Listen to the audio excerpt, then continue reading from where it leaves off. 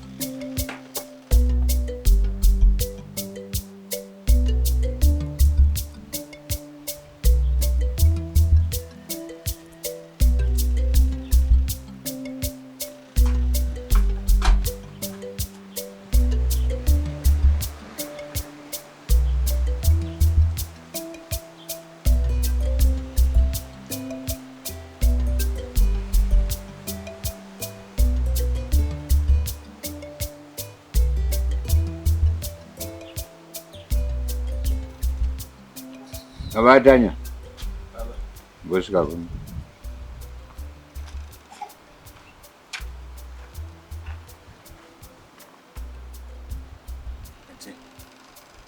Chero chigubu chemvura ubvaya nekapu.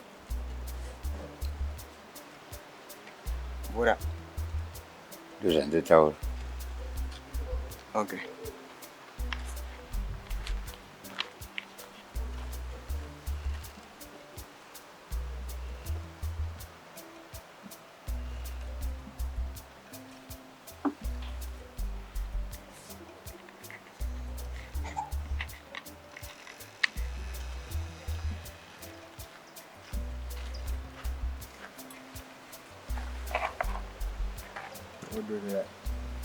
Wanichengetera hari yangu uye kuno.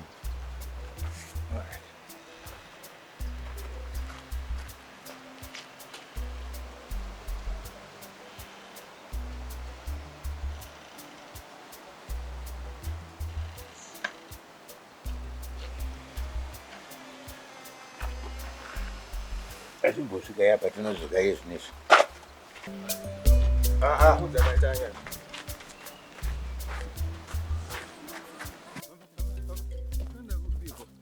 Ndati pamba. Iwe. Unozoti maitanya vakumba vari kumba kwanzo ndaenda kupi? Maitanya ndiani? Ndatowasuwa ine.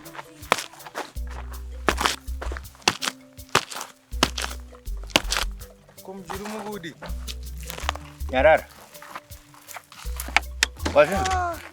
Ndati nyarara. Senzokere kumba kani, ngatidzokere kumba. Iwe. Ndosuwa maitanya, vanzo ndaenda kupi?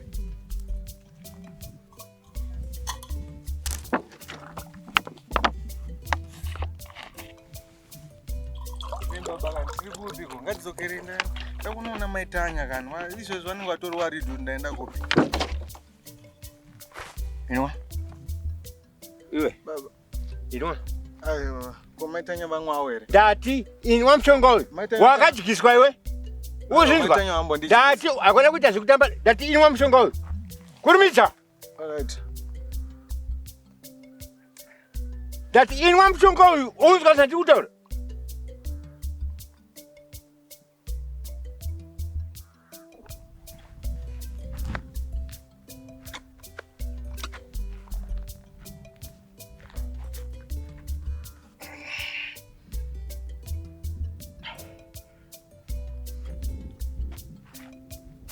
Ndakwenda kumba una maitanya.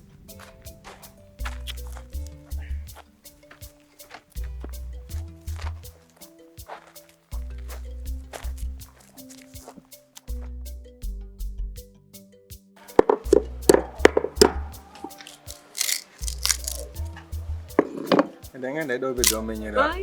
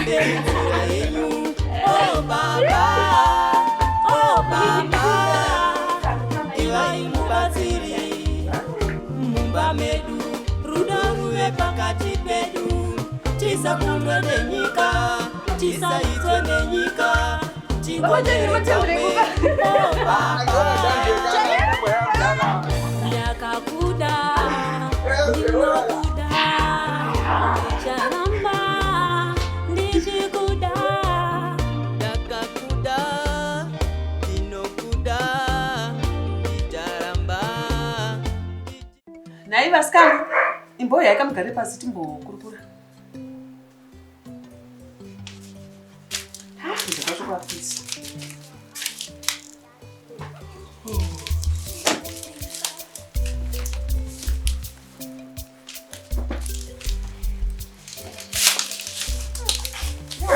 Kuzvikanda kudaro.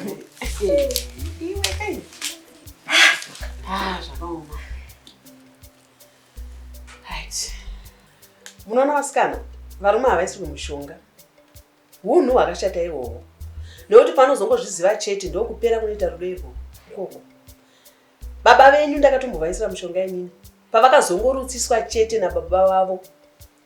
Kwakatora makore akawanda kuti rudo rwedu rudzokere parwuri nhasi. Saka ini ndakatozozviudza kuti handichafa ndakazviita futi. Mudze imaita nyeyeyu. Kana newo futi handitochazoda kuroorwa. Imba inoda kushinga. Asi unofanira kusiya mumwe wako ane free will. Kana paita dambudziko, munogara pasi motaurirana. Imba haimire nemushonga. Muri kuzvinzwa? Mama.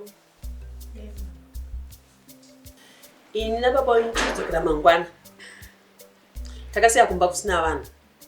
Maitanyu, the road is long. Imba ndeyako. Kuiputsa kana kuichengetedza. Maitanya, Lila utombosara pano. You are going to need the support from all your loved ones.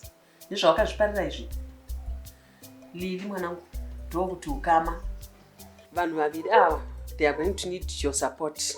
Kana vachida kuti imba yavo imire. Mazvinzwa? Thanks mwanangu. You got to be there for your sister.